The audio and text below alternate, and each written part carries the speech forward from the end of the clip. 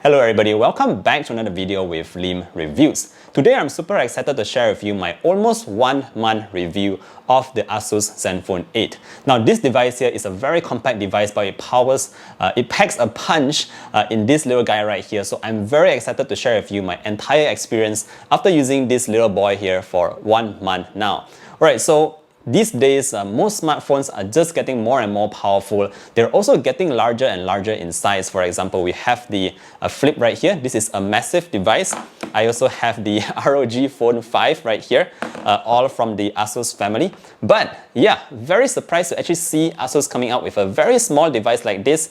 In fact, let me just show you the size difference, guys. This is how different the size is between the small guy and the big guy right here. But like I said, it's packing quite a lot of features and it is actually a very good phone to use. I would actually compare this to something like a Pocket Rocket, if you get what I mean, because it's just that good, guys. Alright, so in this video, I'm going to be sharing with you everything that I like about this device, and of course, there's a couple of stuff that I still do not fancy about this ASUS Zenfone 8, but we'll go through all that just in case you're wondering whether or not you should purchase this ASUS Zenfone 8. Alright guys, so before I start this video, I just want to say that if you support the channel, don't forget to give it a like. That is very much appreciated. Of course, if you want to see more content like this, feel free to sub to the channel. Yep, let's begin with the video right away. Alright, so first up, we're just going to begin with the design and the build quality of the ASUS Zenfone 8 that I have right here. So after watching a couple of videos on YouTube, personally, I feel that the videos do not do the phone justice. What I mean by that is from the videos itself, the device looks very plasticky and it doesn't look that good. In fact, some of you guys are even mentioning about the offset between the camera, like it's just somewhere on the back panel right here. But in actual fact, based on my experience again, I actually really love the materials being used on this ASUS Zenfone 8. So it has this very nice, soft and very silky smooth kind of back panel right here. And this is actually quite solid, guys. It's not just like a cheap plastic kind of feeling. So it doesn't at all feel like a cheap device or a mid-range device by all means. Okay, and if you take a look at the sides here, we do have these very nice, fully blacked out aluminum frames with a very bright blue colored lock power button here, which you can use to power up a quick shortcut or something like that. So it's very nice here. Everything is just blacked out in this device right here. It looks very stealthy, guys, in person. So if you just move down to the bottom of the device, here you actually get to see that again we have our Type-C port.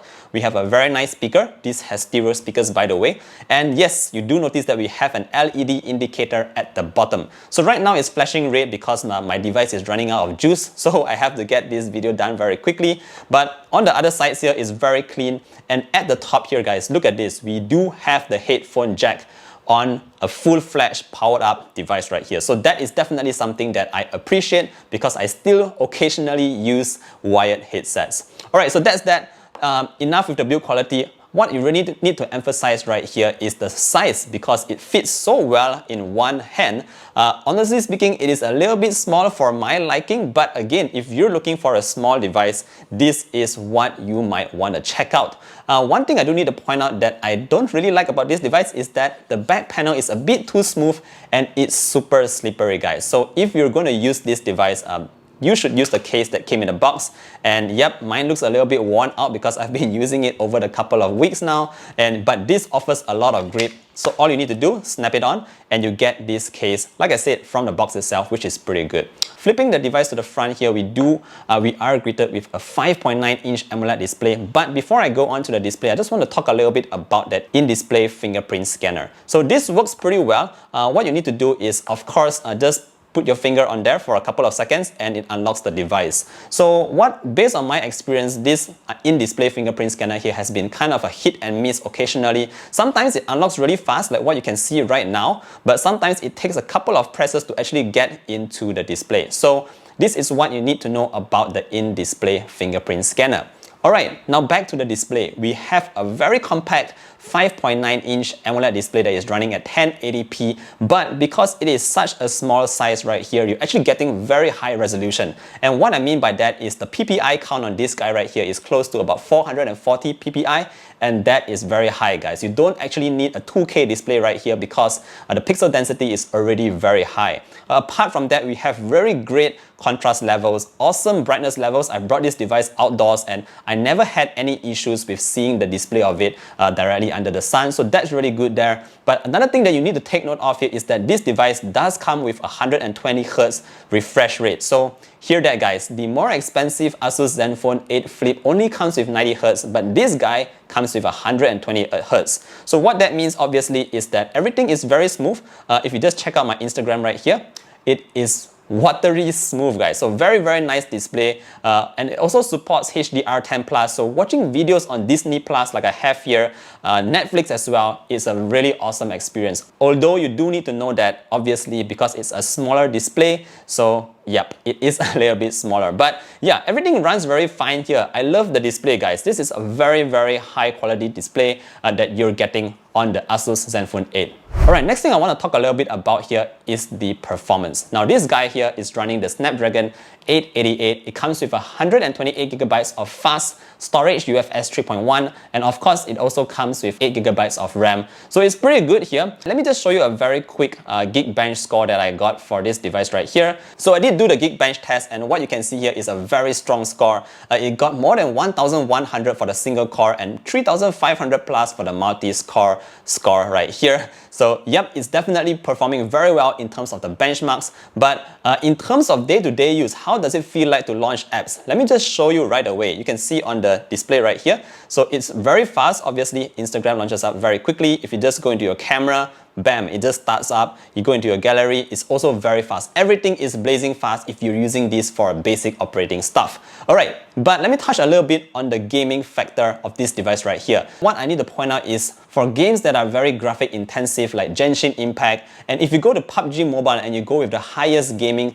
highest graphic settings right there, you can go up to Ultra HD, FYI, it does get pretty warm, guys. So what I mean by pretty warm is that the processor was calculating the temperatures to be about 46 to 47 degrees Celsius, and at that point, honestly speaking, it feels very hot to the touch.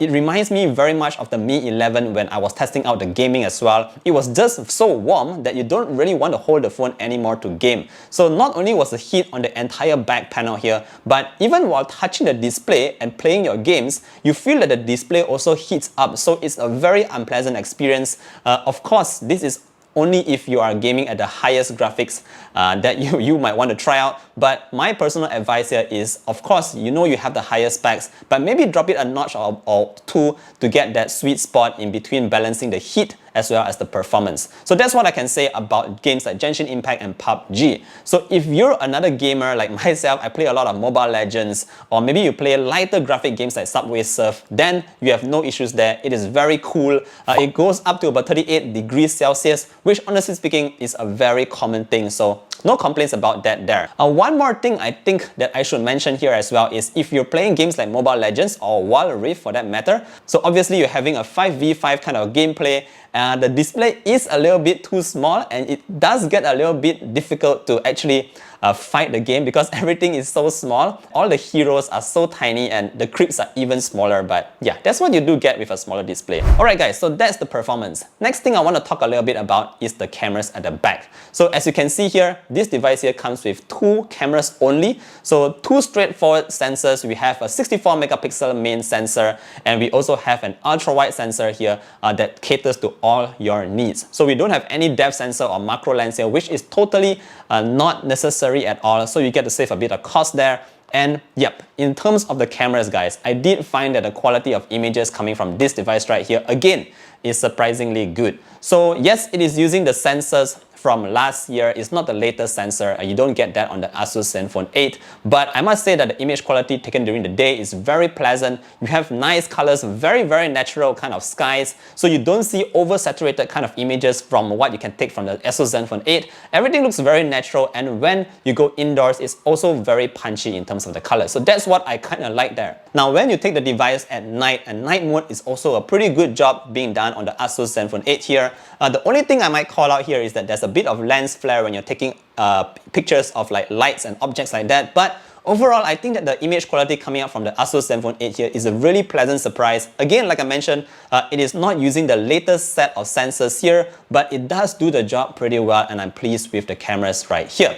Alright, so that's just in terms of the camera. Next thing I want to talk a little bit about here are the stereo speakers. So we have speakers at the top and bottom, and guys, this is one of the better speakers here. And what I mean by that is the audio comes out from it feeling very rich. It gets pretty loud as well. In fact, if I put it side by side with the ASUS Zenfone 8 Flip again, sorry to compare that with this guy, but yes, the audio actually sounds a bit better from this little monster right here.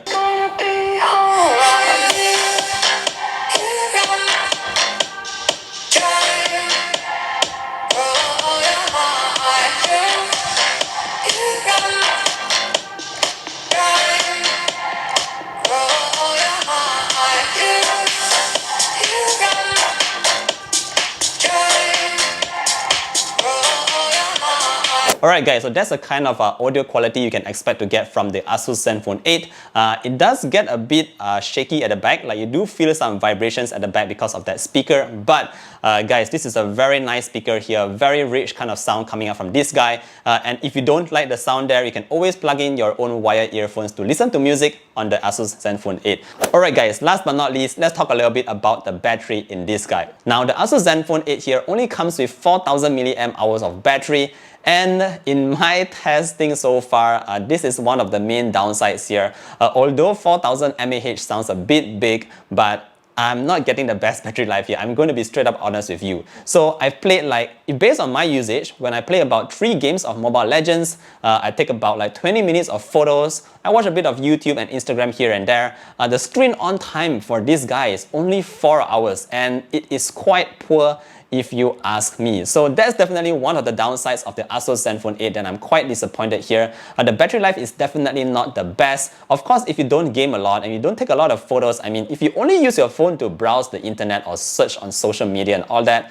you could probably get through a day perfectly fine. But if you do some gaming occasionally here and there, take some photos here and there like what everyone does, you can expect to, maybe one full day on one single charge might be a slight stretch. So apart from that, another thing that I didn't really like here was the charging speeds. Now, the 30-watt charger that came in the box is definitely good for us because you hear 30 watts, you think it will be fast. And this device here, like I said, also supports up to 30 watt of fast charge. But again, unfortunately for ASUS, their fast charging isn't fast enough. And what I mean by that is that it goes from 0 to 100% in more than an hour, guys. It's 1 hour and 20 minutes as advertised. And that's the kind of speeds I'm actually getting here. So it's quite a slow charger kind of device right here, and if you compare it to Xiaomi or Oppo or maybe even OnePlus, they go from 0 to 100% in 40 minutes. So this takes 80 minutes, guys. So it's double the time that you take to charge up your device. And again, if you're like me, you're used to fast charging, proper fast charging, you will find the charging on the ASUS Zenfone 8 very slow. So my only downside is the battery and the charging speeds for this guy right here.